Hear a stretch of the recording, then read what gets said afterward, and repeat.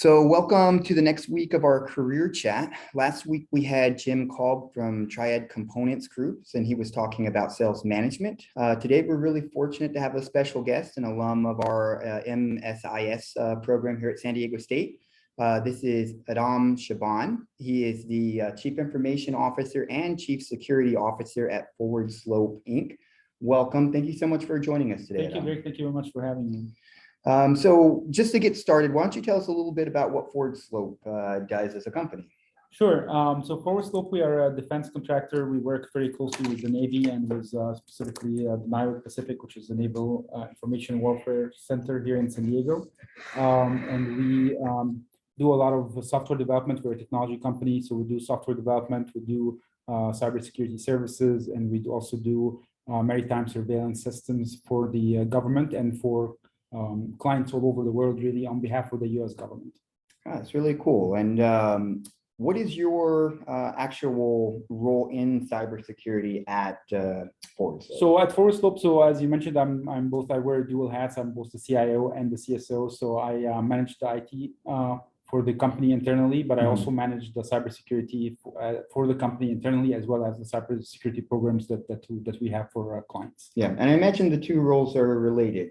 Yes, they are very related. As you know, IT and cybersecurity, they go hand in hand. They work very closely together, and so it's not uncommon that we're seeing. Actually, it's a trend now that we're seeing this convergence between the two. Usually, there's a chief information security officer. That's the most popular role, and they usually are a direct report of the CIO because it's a function of the IT. But those roles, yeah, they overlap a lot, and they are starting to converge in some scenarios. Okay. From your perspective, why don't you tell me just a little bit about what cybersecurity actually is? So what is that profession? Okay, well, that's a pretty good question. So yeah, so I mean, it's because you hear the word cybersecurity a lot in many different terms. It's definitely a buzzword these days. So you kind of wonder what it is. But I mean, to understand that, so you have to first ask what is cyber, right? And so the Merriam-Webster definition of cyber is that it is something of or related to computers and computer networks. So that's the first clue, right? It's something related to networks and computers. And that's, the term cyberspace has actually been around much longer than most people think. It goes back to the 60s, and it was started by a couple of artists, actually not technologists. So cyberspace and cyber is something that's related to technology and to the internet in particular and computer networks. And so cybersecurity, again, the dictionary definition is the field of protecting computers and computer networks from attacks and from malicious, unauthorized use. Yeah, and so we recently started a master's in cybersecurity here at San Diego State, and it's a rapidly growing field. What's behind that rapid transformation? Absolutely. I mean, cybersecurity, again, as mentioned, in addition to being just a hot buzzword, it is that the cybersecurity as a market, as an IT field is expanding, very rapidly. It's like crazy. It's estimated at about $140 billion in 2021 as far as the expenses that the companies are spending on cybersecurity globally, and it's estimated to grow from 155 billion this year to about 376 billion by 2029. So you can see it's a huge growth in the market itself. That's spending, of course, on the tools and everything, but a big part of it is also labor. So when we talk about the labor side, right now, the estimates that there are shortages in cybersecurity field in professionals, anywhere between 500,000 is the most conservative estimate that I've seen, all the way up to 3.5 million, depending on the source you talk to. But even if you look at the conservative number, 500,000 open positions, that's huge, and it keeps growing, right? And you can pick any of those numbers, but the one thing that we know for sure, because that number comes from the U.S. Labor Bureau, is that it's a 0% unemployment for this field, which means that anyone in cybersecurity who's looking for a job has a job. Like there's no one that's out there looking, right? It's the other way around. Employers are looking for people. Yeah. So would you say there's actually a supply shortage? You need more highly trained professionals in the area? Absolutely. And that's where, programs like San Diego State's like that program they are stepping in to fill that gap and to offer those educational background for many people who want to get into that field, because it's growing again like crazy. And we need all the help we can get with the rise in the cyber concerns. Yeah, so for our students that are thinking about, making the leap, that's really great news for you. It means you probably won't be looking quite as long as some of your peers for that next opportunity when you graduate. Absolutely, and then in terms of comparison to the forecast for the growth for cybersecurity, the field between now and 2029 is 31% versus the national average for all jobs of 4%. So that shows you the difference in how much this field specifically is growing. For a student that's just graduating and entering, what kind of salary average do you think they should expect? So it ranges anywhere from, probably like 70, 75. It's highly dependent also on the location, geographic location, although with COVID and the pandemic and the remote work, that's also evolving. But depending on the location, it could start anywhere from 70 to 75,000 all the way up to, CISOs and senior leaderships, 300,000 and more for salary. Yeah, and experience always matters with that. But yes, it is again, because of it's supply and demand like everything else. So because of the shortage in the number of available candidates, it also drives up the wage growth. What are some examples of roles that you have at Forward Slope in cybersecurity? For instance, like you have cybersecurity analysts. Right. So there's a lot of, if you think about it from a terms of career path, there's technical and there's management and there's senior leadership. And if you think about that on the technical side of things, there are jobs, cybersecurity related jobs in software development. So secure what we call DevSecOps, which is development, security, and operations. There are jobs for security analysts, whether in the security operations centers, SOC, or just malware analysts who analyze malicious software and try to track its origins. There's also people who work into cryptography and people who work into something we call incident response. And those are the ones who you call when something bad happened, like a data breach, and they go in and they try to contain it and work on it. So those are part of what's commonly known as the computer security incident response team. So that's a very popular job. On the management and leadership side, they obviously have people working with risk management, project management, operations management, all the way up to the chief information security officer, chief data officer, chief privacy officer. Those are all new roles that are starting to emerge. Yeah. So I know now, we are always talking about international threats, hacking, and protecting data. So that's probably not going to go away anytime soon. But on the horizon, what would you say is the biggest challenge for cybersecurity? For instance, could it be the advent of quantum computing? Right. Actually, it's funny you should say that, because quantum is one of the concerns. It might not be like an immediate concern, but it's definitely something in the back of and I'll circle back to quantum. But okay. I mean, the immediate trends, it's definitely not going away. If anything, it's getting worse in terms of the attacks and the adversaries that we're seeing. So, I mean, in terms of the trends, what we're also seeing is that cybercrime, ransomware, the stuff that you hear about all the time, it's becoming more of an organized crime. It's like some people refer to it as cybercrime Inc. now, because there are those people who are offering their services or their tools as a service. So instead of them, the criminals themselves running the campaigns of ransomware, they're actually selling it to aspiring criminals who can go and rent the stuff and find their own targets, and then they just take a cut, just like a regular software business, and they even have help desk support and stuff like that. So that's a growing concern. There's obviously the nation state actors that we are seeing a lot more for, and what we call APTs, or advanced persistent threats, who are trying to target US based businesses. We've seen with the recent events in Ukraine and with the sanctions on Russia, there's definitely an uptick in attacks of that sort as well. And then on the longer term, obviously, like you said, there's quantum computing is a concern, because quantum computing may have the ability to break the cryptography that we use. So when you go shopping, when you go on Amazon, and all the cryptography algorithms that are used to secure those transactions, they rely on a basic concept that it is computationally very hard to break those algorithms with the computing ability that we have right now. But quantum changes all that. It makes it easier to break those algorithms. So it opens the door for a whole, for your students who want to go more into research and more into the academic side of cybersecurity. Quantum resistant cryptography is an emerging field that is very interesting, and they're trying to come up with ways to get around that.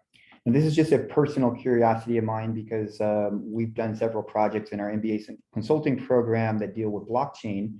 And I know that's, really valuable technology. Is quantum computing going to invalidate blockchain, or will blockchain evolve with quantum computing? No, not so. Not necessarily. I don't think quantum is going to have much effect in terms of and the general use of it. I mean, where quantum comes into play again is in its ability to solve those crypto puzzles that are at the basis of cryptography, and which is at the basis of blockchains and cryptocurrencies and all that kind of stuff. Because if you have a computer that's strong enough to break those algorithms, then the cryptography goes away and all this falls apart. So it's the same concept for dealing with just cryptography in general, but blockchain, a lot of people associated it just with cryptocurrency, but it actually has a lot of uses in finance and in contracts and in smart contracts and in a lot of areas. And I think that that's just going to continue to grow. All right. What about tools for cybersecurity? Are there certain softwares that our students need to start learning right now? Do they change from company to company? Yeah, I mean, just like the field itself is rapidly evolving, so the tools and the techniques that we work with are also rapidly evolving. The techniques and the tools, maybe not, and the frameworks are getting more mature now. We started with nothing and we've built it over the years. As far as the tools themselves, there's a lot of tools. Obviously, that market we mentioned, it was $140 billion spent on different tools and software. But the good thing is that a lot of that stuff is open source. In fact, a lot of the best tools are open source, whether you're talking defensive cyber operations or offensive cyber operations. The tools, there's a lot of open source tools that the students can get to it. They're free and they can experiment them on their own, on their free time and at no cost. So there's Kali Linux, for example, is a very well-known Linux distribution that has a bunch of tools built in, so you can download it and use it. And then there's Onion Linux as well, which is another distribution that deals with security on the defensive side. And they're both free and open source. Yeah.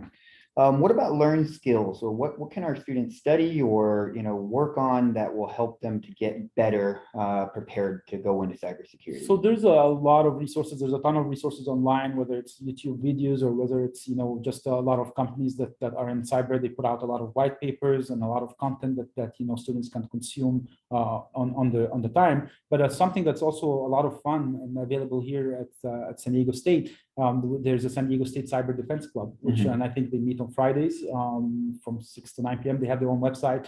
I think it's at TSU Cyber Defense. And if you look that up and just go to the meetings are open for everyone, whether they are in computer science or in any of the related fields or not. They can just go and ask questions and learn. And it's a great opportunity for the students to get a taste of get their hands onto some of the stuff and get some peer knowledge and resources. Yeah, and even if you're not necessarily thinking that you're going to go per se into cybersecurity, but you're interested in data and data privacy, it might be good to learn what's going on in the cybersecurity world. Absolutely, so. It's even if even if you're just interested in you hear all the things in the news about ransomware and affecting shutting down hospitals. We had one incident here in San Diego recently, and the Colonial Pipeline, big companies like that. If you're just curious about, how is this happening? Why is it happening? Look up those resources, look at go to those meetings, and at least you'll be able to, be a more intelligent consumer of the news and know what's going on. What kind of soft skills are really valuable? Like I would think problem solving, for instance. If you're a great problem solver, this might be a field for you. Absolutely. Problem solving, of course, that's thing. Also curiosity in general, just like wanting to poke around and figure things out, which it's common in most engineering disciplines, but especially so in cybersecurity, especially in areas like that incident recovery or incident response, because you're trying to, once the data breach is discovered, you're really trying to trace back the steps of the attacker and figure out how did they get in. So there's a lot of almost detective work. And in fact, there's a growing field of digital forensics, and that's all they do is they piece together evidence and they do kind of stuff. So it's good to always have a curious mind, always be, wonder what's happened and what's going on and follow those instincts. All right. For a student, if they were to apply at Forward Slope for any kind of cybersecurity job, or maybe a job in general, what are the things that would make them stand out and get them an interview with you? So, I mean, one of the things we look at, obviously, always is that, as I mentioned, is that the initiative beyond the classroom, right? So beyond the courses that you just taken at San Diego State, what have you done on your own to expand your knowledge? Did you go join that cyber defense club and attended? Did you do on some side projects on your own where you experimented with a home network? That kind of initiative of showing that, I want to expand your knowledge. To me personally, when I look at the resume, that always stands out as someone that, is not just has the knowledge, but also has the ability to acquire the knowledge. So even if they were to meet a new situation to them, they are equipped to deal with it. All right. What about career progression? So if I am starting out from entry level, what is kind of the track that I might go to? I know there might be multiple tracks, but, and let me get the light. Right. I apologize about that. Um,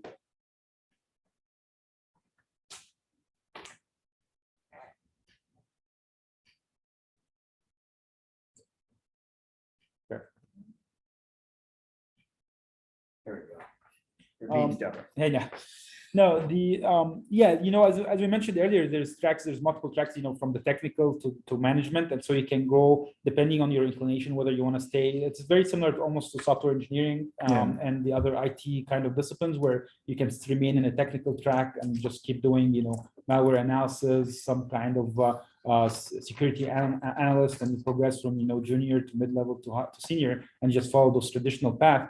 Or you can also get into management and go more on the side of information security management, auditing, assurance, risk management, more of stuff that you can use a little bit of a technical background, but you don't really need it. It's more of a managerial skill level. And that will get you into a management track all the way up to a CISO or a chief information security officer, where you're managing people and business process in addition to the security aspect. Sounds like a strong building block right. for those Yes. Areas. Let's shift gears a little bit, focus on advice for our students right now in their education. And, probably one of the best things and one of the reasons our students really wanted to meet you is they want to know how you did it and kind of walk in your shoes a little bit. Everybody's got their own path, but it's good to see yours. So just tell me a little bit about your progression into your current role. Yeah, so I mean, I started out actually was a degree in computer science and doing software engineering, and that's how I got my started. But I always like to tinker with stuff, and push the big red button and see what it actually does, and doing that, living on the edge a little bit. And so I got more into IT long before now. This is actually a field called DevOps, which is development and operations. But I like to build the networks and set up the software, the operating systems, in addition to just writing the code. And so slowly I kind of drifted and shifted more and more into that side of things. Whereas, I've known people, I've worked with people who were very smart, but they just wanted to focus on just writing code and didn't want to touch any of the operational aspect of things. And so I got more into that. And then again, by extension, I kind of just drifted more into, just piqued my interest, the curiosity part of cybersecurity. How do attackers, breach a network? All that kind of aspects to it just intrigued me. And so I started learning more about it and getting more into that career path. For your students, I think, when I was doing my master's here, we didn't have the cybersecurity master's by itself, but we did have the MSIS degree, which was in information systems.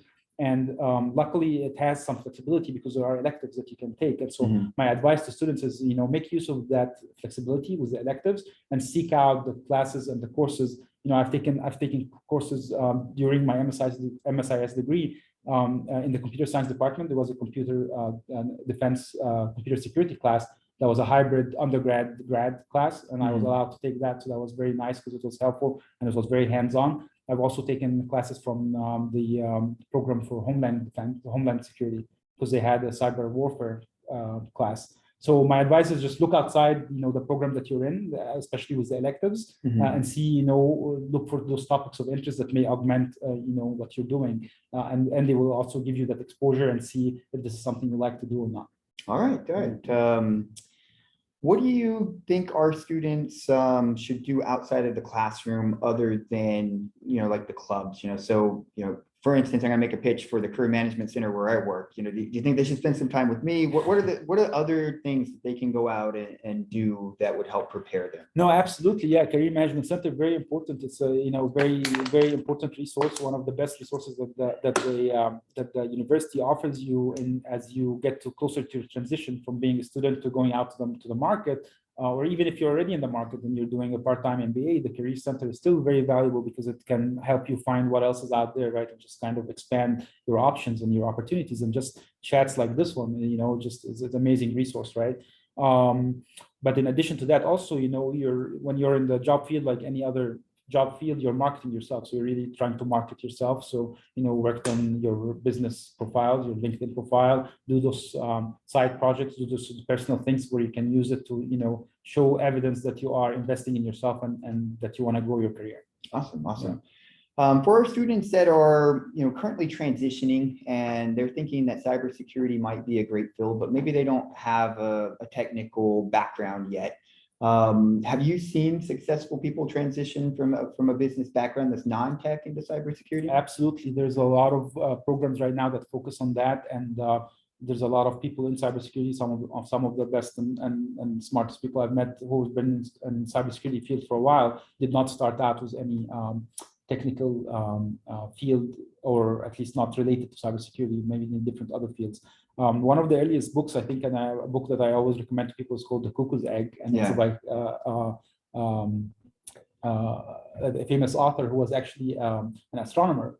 And he was credited with being one of the first kind of incident responders to actually track a hacker down. And he was, back in the days of the mainframes and tracking them down. And it all came out from, he was starting out as a low-level astronomer. And so they gave him the job and said, oh, in the mainframe department, in the accounting, there was a 75-cent discrepancy. They didn't know where did this come from? Mm-hmm. So he actually took this down and tracked it all the way to like an international ring of espionage and spies. And so it's a very interesting read. But what you can get out of it is that guy was not, didn't have any formal training in cybersecurity. That wasn't the field that was of interest to him, but that's just how he got into it. All right. That's very interesting. So that's a recommended read there. Absolutely. I might check it out myself. For you yourself, how did you know or go from just having a curiosity about cybersecurity to knowing like this is a field that I want to work in?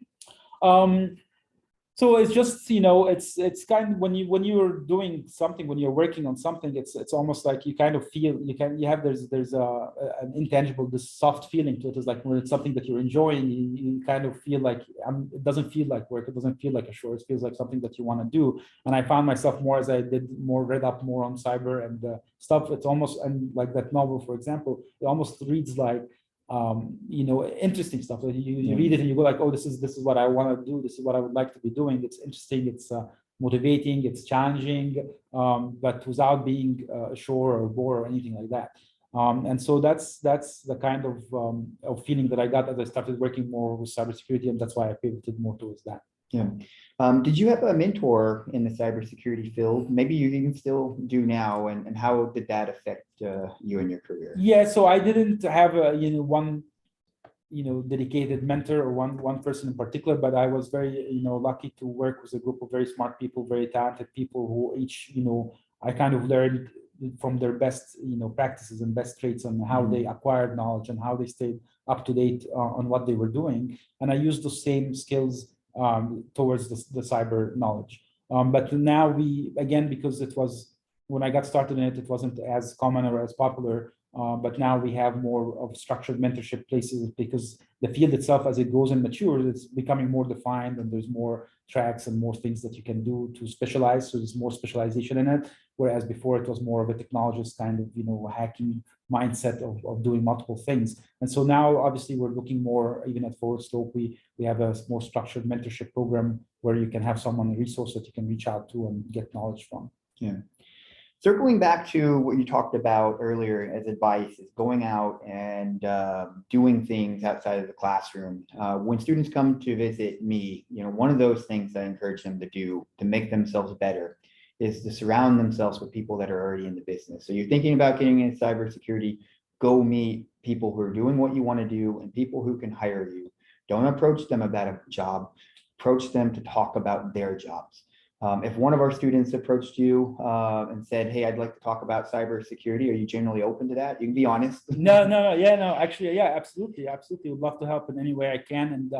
And this is great advice. And it is really very pertinent to this because it puts you into that mindset. So it's not just about networking and meeting people, but it's also puts you in that mindset because you can because every industry has kind of a feel to it and kind of has a vibe to it. And so when you are attending a conference, and a lot of those conferences, by the way, that are held here, cybersecurity conferences in town, are usually either free to the students or they're very discounted, like $10 or $15. Very well worth the investment to go to those conferences, meet with vendors, meet with other people, attendees, attend the keynotes, and get into this vibe of the industry and see if that's something you like, if it's something that you want to be doing.